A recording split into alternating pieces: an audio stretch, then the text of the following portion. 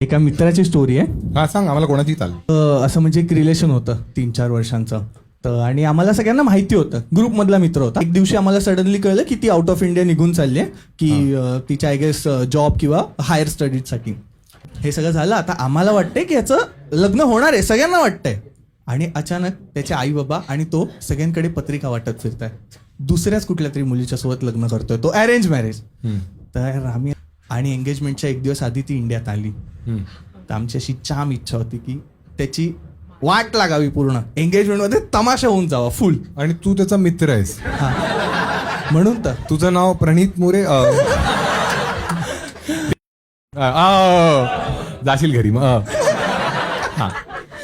तर मग असे थोडे दिवस गेले आणि आता लग्न झालं. तर आम्हाला वाटलं लग्नाच्या दिवशी होईल, पण नाही. तर लग्नाच्या दिवशी पण नाही झालं. आणि आम्ही त्याच्या घरी वगैरे पोचलो. त्याचं लग्न झालंय आता.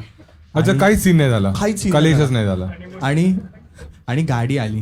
तर आता आम्हाला वाटलं की आणि त्याच्या आधी विषय असा झाला की मुलगी खूप जास्त रडत होती. अरेंज मॅरेज होतं ना, तर मुलगी खूप रडत होती आणि सगळ्यांना वाईट वाटत होतं की अरे बिचारी रडते. तर आम्ही जेव्हा दरवाजा उघडत होतो त्याच्या गाडीचा, की आता त्याला वेलकम करणार त्याच्या घरी, तर आम्हाला वाटलं की खूप रडण्याचा आवाज येईल, की मुलगी रडत असेल. तर आम्ही दरवाजा उघडला तर रडण्याचा आवाज येत होता, पण मुलगी रडत नव्हती.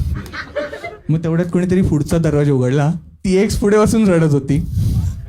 आणि अरेंज मॅरेज व्हायला काहीच माहिती नाही सगळं. अच्छा, त्या मुलीला काहीच माहित नव्हतं. आणि ती हसते आणि तो पण हसतोय.